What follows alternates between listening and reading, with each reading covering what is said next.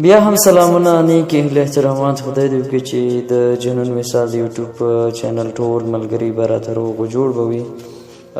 نن بیا تاسو سره د هدیرې ناوې د ناول په درېیمه برخه کې حاضر شوی یم. خدای دې وکړي چې دا برخه به مو د خوښې وړ وګرځي او تر پایه به یې راسره واورئ.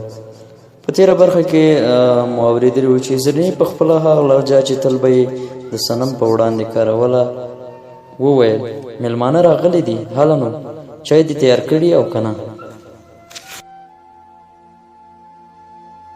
صنم ځواب ورکړو: هو، چای خو مې وخته تیاري کړي. زرینې په داسې حال کې چې هېڅ یې صنم ته نه ورکتل د چایو تیار پتنوس یې د خپل زوی عثمان په لاس کې ورکړ چې حجرې ته یې یوسي او په وتو کې د ماښامي لپاره د ښه پخلي په کولو ټینګار وکړ. ماښام ناوخته چې کله میلمانه ولاړل نو ثمر یو څه خوشحاله ښکارېده. له حجرې څخه د خپل اتاق پر لور لاړ او زینې ته یې وویل چې میلمانه د پخلي خوند او سلیقه دومره صفت وکړ چې زما زړه یې را خوشحاله کړ. زینې تندی ترې ونیوه او هېڅ یې هم ونه ویل. ثمر چې د زرینې په طبع پوه شو نو خبره یې ژر هاخوا دېخوا کړه. شپه تېره شوه، د نورو لپاره نه وي خو د صنم لپاره بیا ځورونې سهار پیل شو. صنم له شین سهار نه بیا دې فکر اخیستی و چې نن ورځ به بیا د کومې نوې کیسې سره مخ کېږي.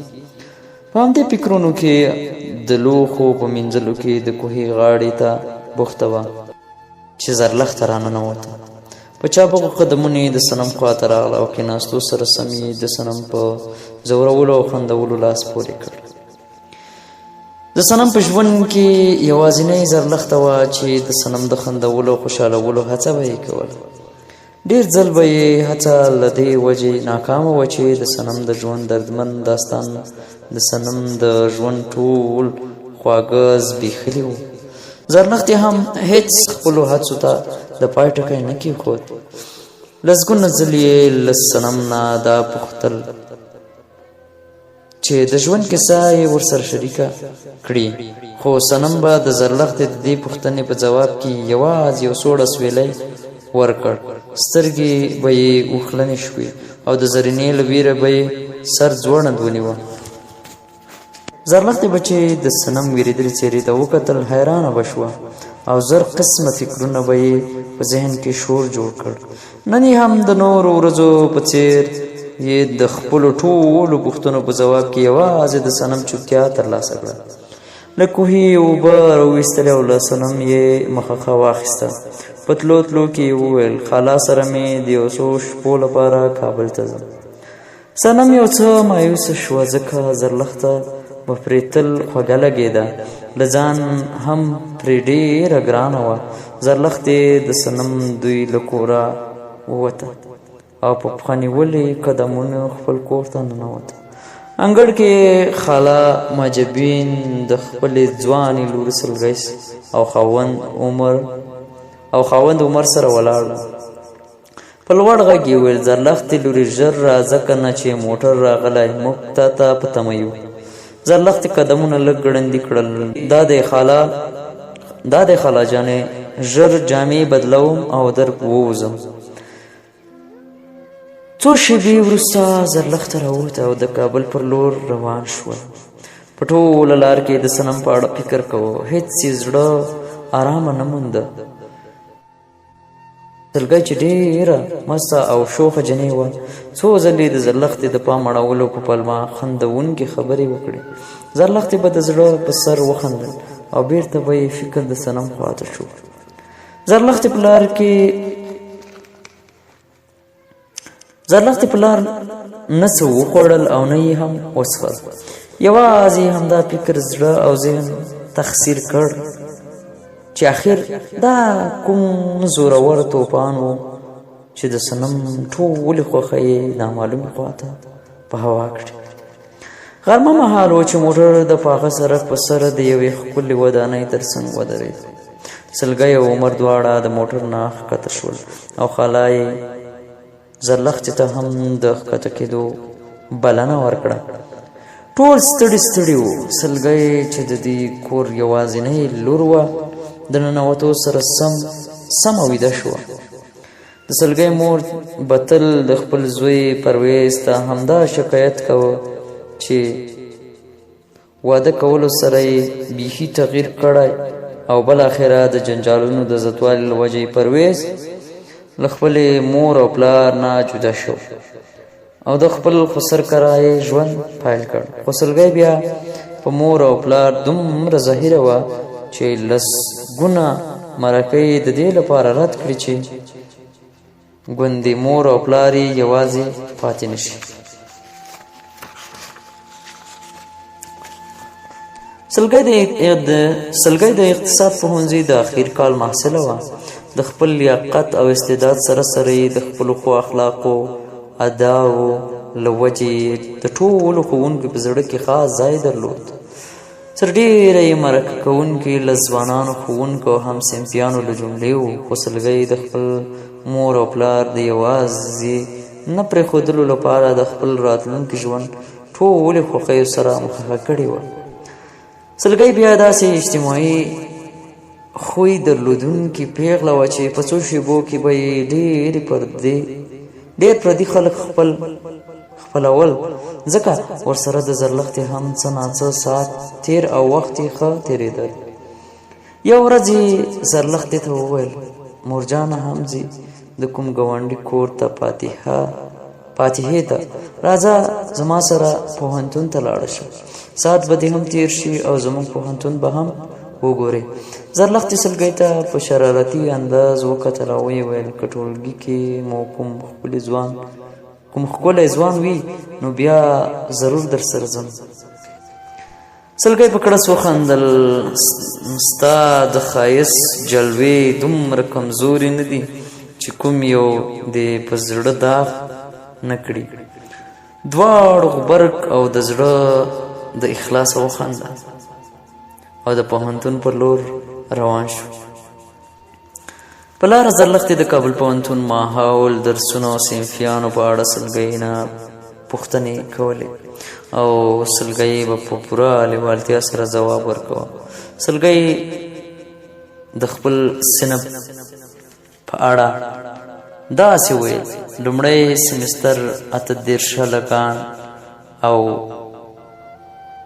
4 انجونې وي، خو اوس څه ناکام شول، ځینو یې خپله خوښه درس پرېښود.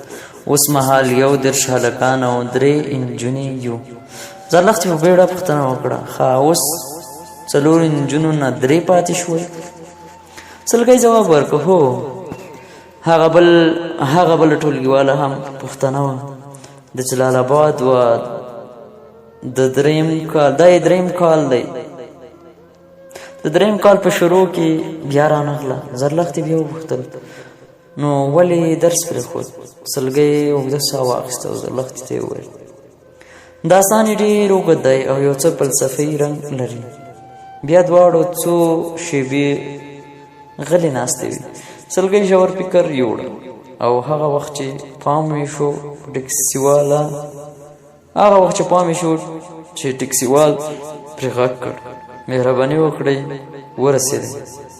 دواړه د ټکسي نه ښکته او د کابل پوهنتون انګړ ته دننه شول. د لوی دروازې مخامخ لوی اوږدې سیمټي لاره وه چې دواړو خواوې یې شنې لوړې ونې وې. پاڼې یې د مني لومړنیو سړو شمالونو راپارولې او د باد یوې نیمې تیزې څپې سره به د ښاخونو د دیدن تږي مینانو په څېر د څو شېبو لپاره یو بل نه غاړې وتل. مخامخ د پوهنتون په انګړ کې ډله ډله نجونې او هلکان تر سترګو کېدل. د ځینو ترمنځ ګرمې کیسې روانې وې او ځینې بیا مایوسه ناهیلې او وارخطا په نظر راتلل. سلګۍ زرلښتې ته وویل: دا مخامخ 3 هلکان وینې؟ دوی د ځینو نجونو د ځورولو په تور ادارې ته معرفي شوي. دا 3 ورځې وشوې چې ترمنځ یې جنجال روان دی. پرون مې ټولګیوالو وویل چې کورنۍ ورته راواړي. زرلښتې وپوښتل نو څوک یې ځورولي دي؟ سلګۍ ځواب ورکړ 3 نجونې دي، بیچارهګانې نوي راغلي دي، دوی ځورولي وي او بالاخره هغوی اداره کې رسما شکایت کړی دی. زرلښتې او سلګۍ ترمنځ بحث همداسې ګرم روان و چې د ټولګي په دروازه وردننه شو. سم ټول د هلکانو نه ډک و. یوازې د لومړي قطار 4 څوکۍ کې 2 نجونې ناستې وې. زرلښتې او سلګۍ هم د سلام ورکولو وروسته کېناستې. ښوونکی راغی، درس یې پیل کړ. د درس په دوران کې څو ځله ځینو هغه هلکانو غوسه او غږونه کول کوم چې د مستۍ او د درس د اخلال کولو هڅه کول. ښوونکي د درس تر ورکولو وروسته ځینې زده کوونکي پورته کول او پوښتنې یې کولې. د صنف اخر کونج ته یې نظر واچو او غږ یې وکړ،